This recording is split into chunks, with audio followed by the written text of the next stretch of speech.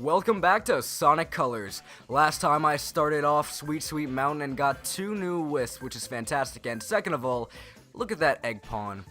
He's to the right of the screen. There's a bunch of egg pawns on this title screen, or not title screen, sorry, world map. My favorite is on the right, the chocolate waterfall, and he just falls off. And he does that endlessly until you enter a level.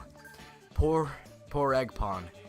Also, I've already mentioned that this level, oh my god, I'm all over the place today. This episode will be somewhat short. There's a reason for that. We only have 2 acts left in Sweet Sweet Mountain, and as you've no doubt noticed, the last 3 acts in the world, last 3-4 acts in the world are usually pretty short.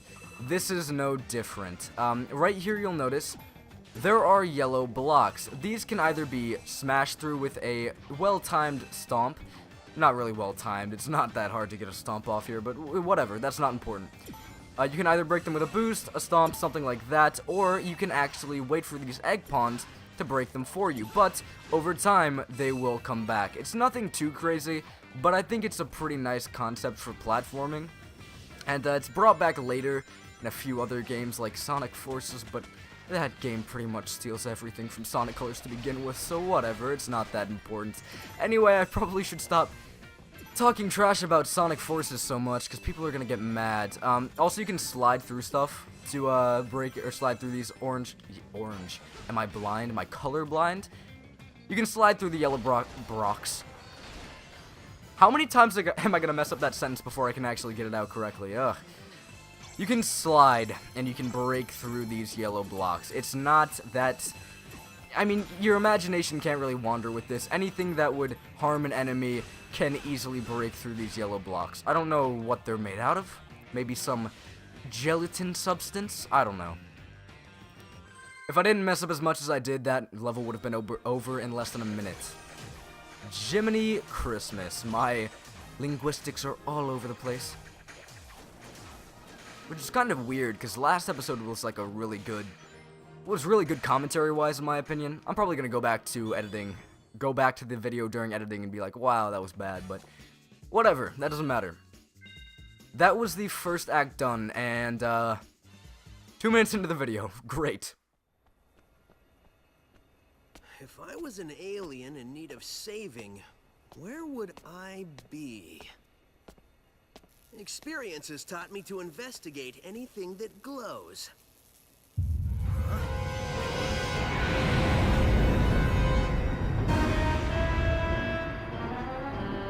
Experience has also taught me that the best way to solve problems is to kick robot butt. Visitors are cautioned to avoid feeding, petting, or seizing any alien. Excuse me, giant killer robot?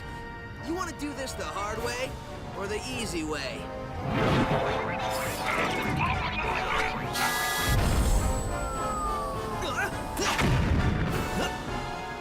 Somehow I knew you'd say that. Let's dance. Something that's kind of...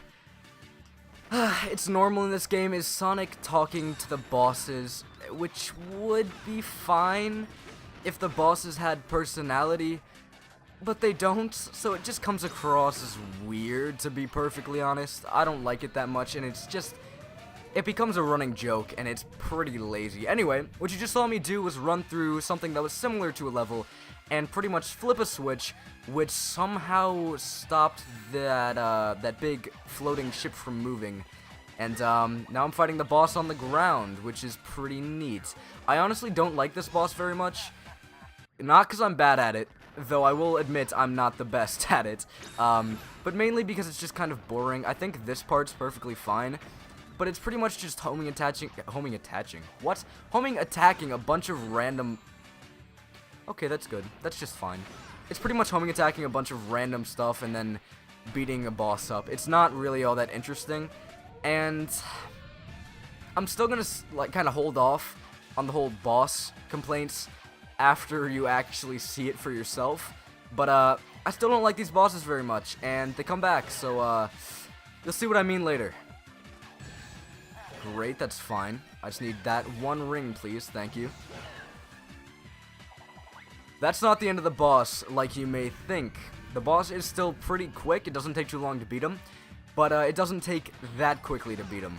You essentially have to run through this area again, hit him a few more times, and then you're gonna be good. I don't remember exactly how many phases there are to the boss, but they don't change up all that much. And when they do, it's very minute details that change.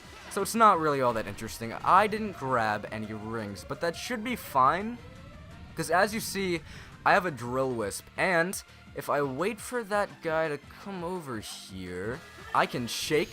And then I can immediately go up, slap him in the butt.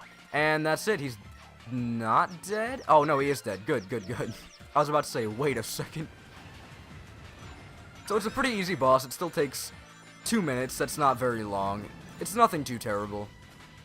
Though later on the boss gets a little bit more annoying because some different physics are added, and again, I keep telling you about it, but I can't talk about it in detail yet.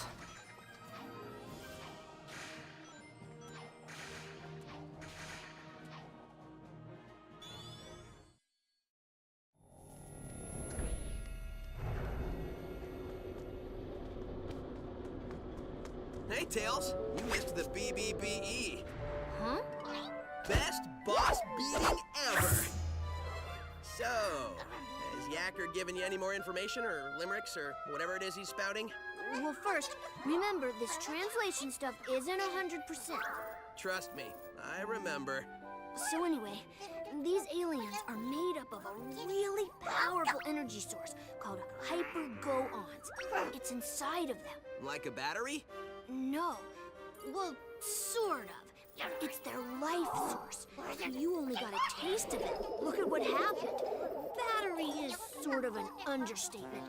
Funny thing, it was first translating as horrible body odor. Anyway, it seems an evil man, and you might know him, who they call Baldy Nosehair. Baldy Nosehair! That's the best thing I've heard all day. I gotta remember that one. I know, I've already written it down. Anyway, he's draining them of their power, all their power, and using it for an evil aquatic mammal? An evil dolphin? No, a porpoise. Oh, an evil purpose. That's good intel. Keep working on it. Hey, where are you going? To find Baldy McNosehair, of course.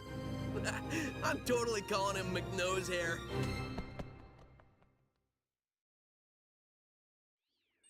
It's cutscenes like that that make me kind of sad I called the writing in this game good.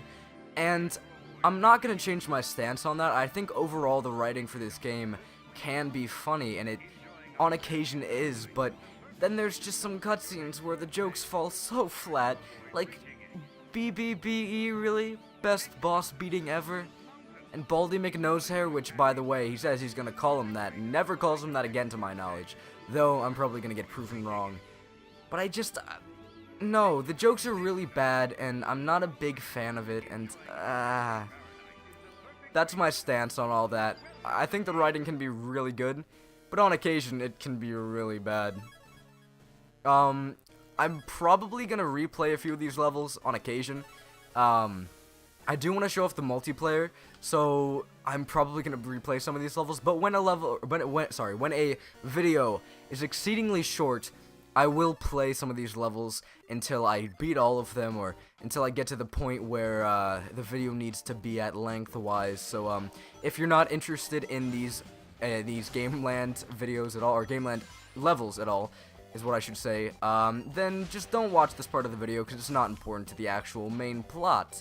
Though, again, if you are trying to go for all the Chaos Emeralds, you might want to watch it just to see what the Gameland levels actually entail, because you will have to play quite a few of them. Which brings me to a point I'd like to talk about. Last time I played the Gameland level, or the first Gameland level, I did not do a very good job explaining it. The reason I was fretting over explaining something pretty badly, I forget if it was this episode or last episode. It was it was this episode, that's right. The reason for that is because I went back during editing, because I do rewatch my entire video when I'm editing it, and I realized I didn't do a very good job explaining what I meant about all the Chaos Emerald mumbo jumbo, all that jazz. So I'm going to try to do a better job explaining it right now while I'm going through maybe 1-2 of these levels. First of all, this is something new that I don't see in the main game. It is essentially a thwomp. It's really nothing new. If you know what a thwomp is, that is. Anyway, there are I believe three different variations of 1-. So okay, hold on. Let me do a better job of explaining, because I'm just having major problems doing it.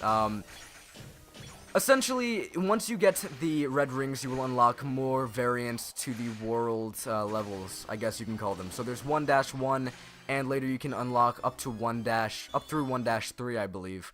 I'm not exactly sure if that's the case, because I've never done it, but I believe it's 1-3. It's the highest you can go.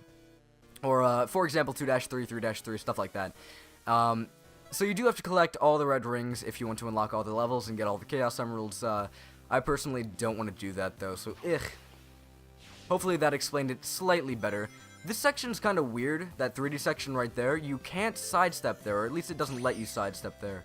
So, you kind of have to awkwardly shift around in 3D in just a straight line, and I don't know how I feel about that. It's not terrible, but it's not the best either.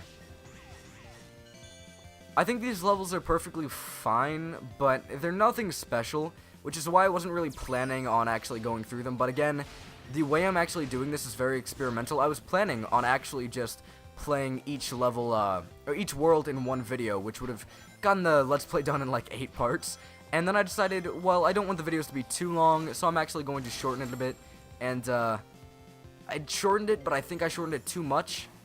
By the way, now I can actually sidestep. You'll know what you can do in a specific area because it will actually show you that, like, oh, there's a sidestep icon. That means you can... Okay, that's fine. That means you can sidestep in this area. But if you can't sidestep in the area, there won't be a sidestep icon. So that's that.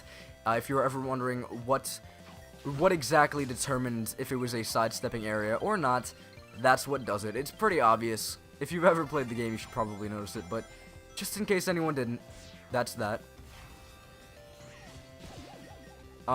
So you might notice that the music you're listening to is a little bit unfamiliar. That's because, depending on the world that you're actually going through, the world in Gameland that you're going through, it does take some of the music and remix it from a different world that's in the actual game. So if you haven't heard music yet, that's because we haven't gone to that world yet. So that's a thing. Kind of a spoiler for the music if you care at all, but it's not a big deal. That's why I decided to show these off in the order that I'm doing it. So that was 1-3. That will be the last Gameland level I play through right now. Hopefully the levels get slightly longer. I don't exactly remember how long the levels do get, but I feel they do get longer after we get through the first, second, and third worlds.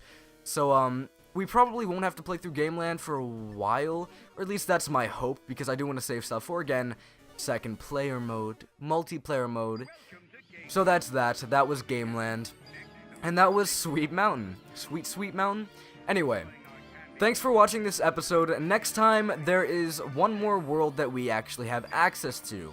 That is Starlight Carnival, and once we get there, I'm going to gush to no end, because Starlight Carnival is fantastic, but let's not gush just yet.